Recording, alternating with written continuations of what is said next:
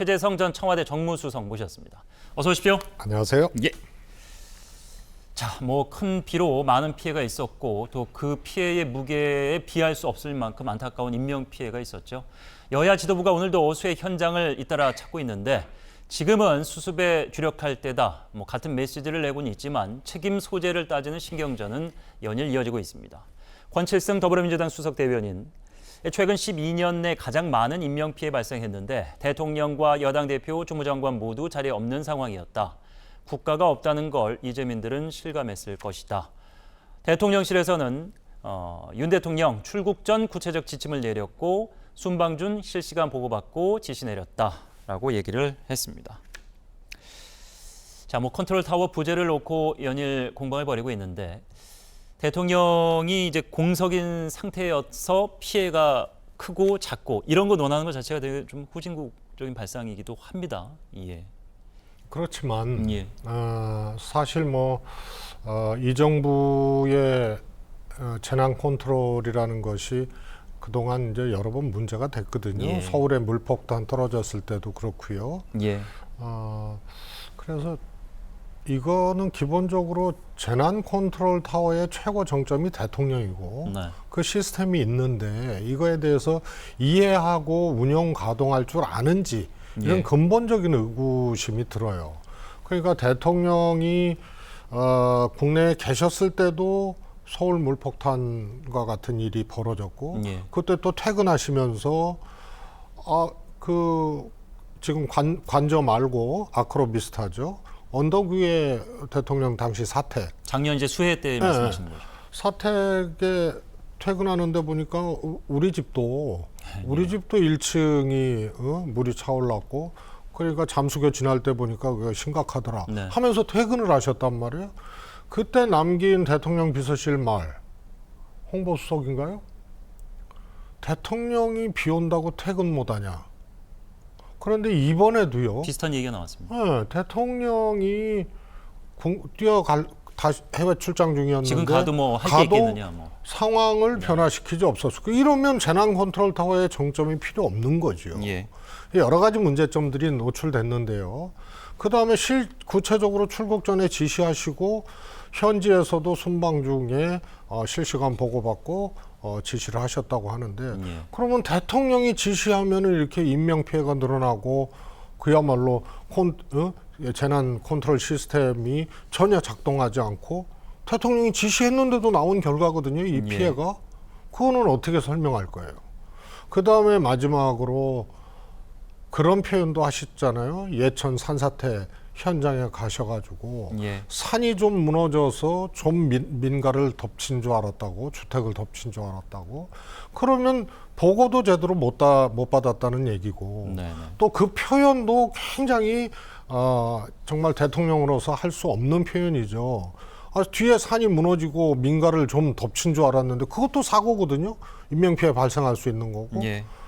그런데 엄청난 몇백 톤의 바위가 떨어지고 그러면 실시간 보고를 제대로 못 받았다는 얘기거든요. 그리고 그 시각대가 사실은 우크라이나 방문하는 이 편도 14시간 걸렸다는 거 아니에요? 그때 국내하고 두절됐던 그 시기로 지금 이 시간표상으로는 추정이 돼요. 그러니까 여러 가지 허점을 남기고 대통령이 마치 유족인 것처럼 얘기를 하시잖아요. 어이가 없다고. 예.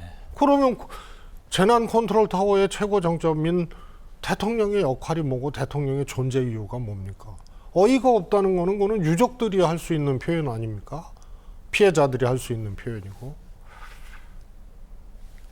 말씀하신 대로 일단 아쉬움의 표현에는 일단 사과 얘기부터 있어야 되지 않느냐 이런 일각의 의견도 있는데 말씀하신 그 내용들이 지금 경북 예천군 가천면 마을을 방문해서 이재민들을 만난 상황에서 나왔던 얘기들입니다. 직접 정확하게 워딩이 어땠는지 보고 오겠습니다. 해외에서 이 산사태 소식을 듣고 그냥 주택 뒤에 있는 그런 산들이 좀 무너져갖고 민가를 좀 덮치면 아니다 이렇게만 생각을 했지. 이렇게 몇백 톤짜리 이런 바위가 막 산에서 굴러내려올 정도로 이런 거는 저도 지금까지 살면서 처음 와가지고 얼마나 놀라셨겠습니까?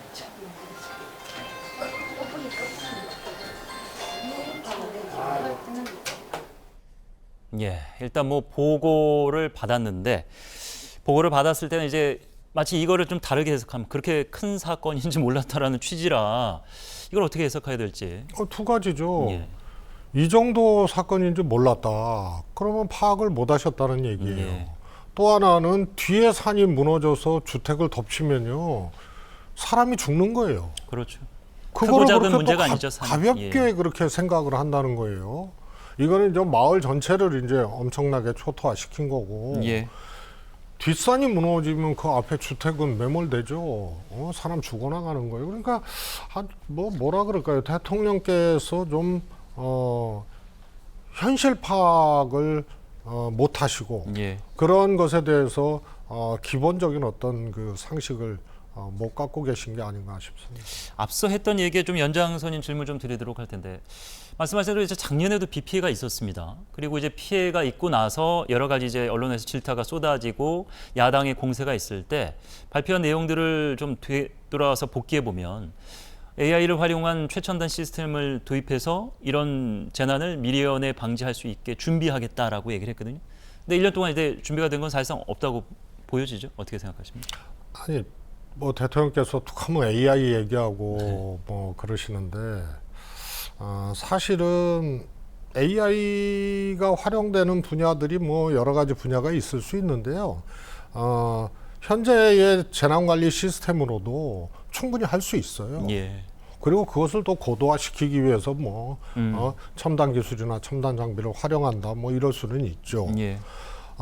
그런데 말이에요. 이게 재해는 인재가 어디서 발생하냐 하면은 그야말로 엄청난 물폭탄이 쏟아지고 역대급 이 폭우가 오고 그러면은 어디선가 문제가 생기는 거예요. 예. 그러면은 그것을 실시간으로 빨리 파악하고 그 다음에 통제하고 조치를 하고 결국 현장에서 이제 이루어지는 그렇습니다. 거죠. 대피하면 대피 명령을 예. 내리고 안내를 하고 이런 걸로 피해를 최소화시키는 거거든요.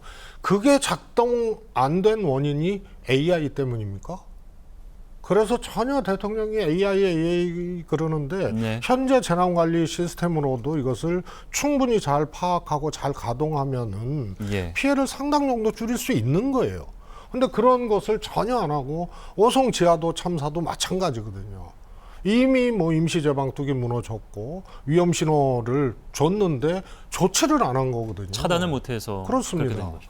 그래서 그런 매뉴얼도 뭐 충분하게 있고요. 그래서 이런 것들이 대통령부터 관계자까지 제대로 작동 안 하는 원인을 예. 무엇으로 봐야 되는지 그건 저는 컨트롤 타워의 정점에 대통령이 계시기 때문에 그 문제라고 봅니다. 그런데 뭐 완전히 유체이탈 합법도 아니고 마치 방관자처럼 네. 마치 피해자처럼 유족처럼 어이가 없다는 말씀을 하시고 만만한 게 공무원 아니에요? 또 공무원 질책하고 그래서 저런 거는 처방도 안 되고 책임 있는 자세도 안 되죠. 예.